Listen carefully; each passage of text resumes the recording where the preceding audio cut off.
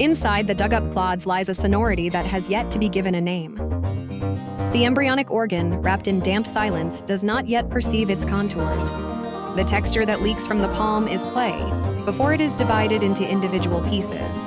The whole drilled at the boundary of a moment and infinity, until the time buried in the self, less than the self that stains the texture, dries up. The vessel of existence resounds or is rejected every time the finger crawls to the edge of the question form. The vessel is not something to be dug up, but becomes a vessel by being dug up. I give a name to the voice that leaks out of its contours, and listen to the silence that dissolves and remains in the voice. The echo fills the womb of the individual. The tremor of becoming something blurs the soil, which is only a piece of soil, and the margin of the tremor of the stratum that contains the cradle of the beginning creates a vessel. Particles of dust spiral, crumble, and coalesce again. Time is a fluid, and each vessel is but a drop in the ripple. The fingertip that pierces the clod is the sharpest trajectory that defines the existence of the vessel. Whenever I dip my finger into the void, a formless embryo pulsates, and infinite possibilities lie asleep like a cradle. If you are destined to return to the earth, the vessel is merely a boundary, and the hole punched through it testifies to the existence of the individual. Nothingness is the fulfillment of the vessel. It is not the void that is filled, but the space that is drilled that makes me I. My hands continue to dig into the earth. The more it digs, the more the vessel changes its own form, shifting its boundaries to reveal its own posing. Existence is something that is constantly being drilled, scraped, and created. When the rim of the vessel disappears, the individual abandons the form of the vessel, and a lump of mud that could fit in the hollow of a palm holds too much emptiness to call itself an individual. Whenever water seeps through the hole, the outline of the eye that was once mourned is loosely revealed at the edge of the distorted ripples. The bottomless vessel that held emptiness from the beginning was pierced by countless fingers from the beginning. The individual is defeated by the vessel.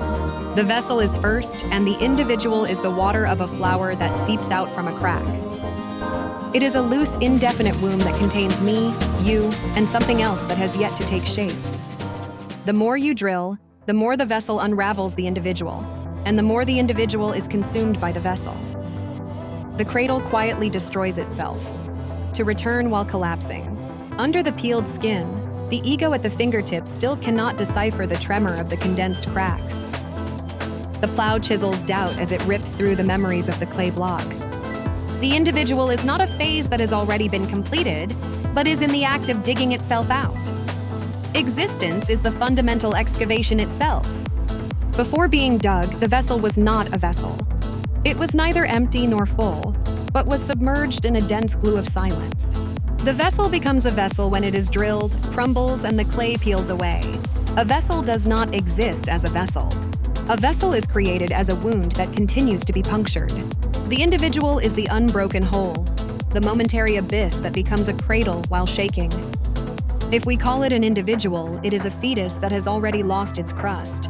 It knows only the pain of excavation before it knows its own form.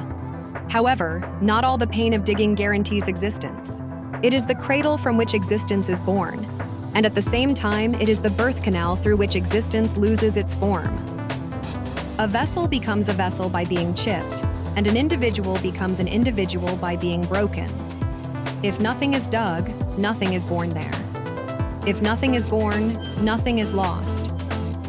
But there is no silent outside.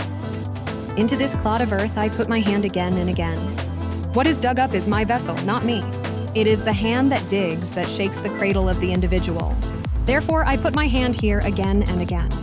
With the digging of the clod, the individual vessel rises up in its cradle. Existence is something to be dug.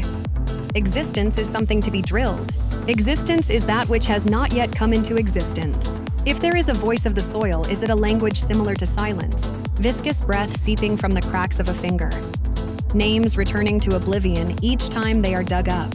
When the undifferentiated quagmire, which is nothing more than a play of contours before it takes shape as an individual, is exposed to sunlight, there is a bare vessel, and the embryonic movement of emptiness hidden inside it quietly breathes.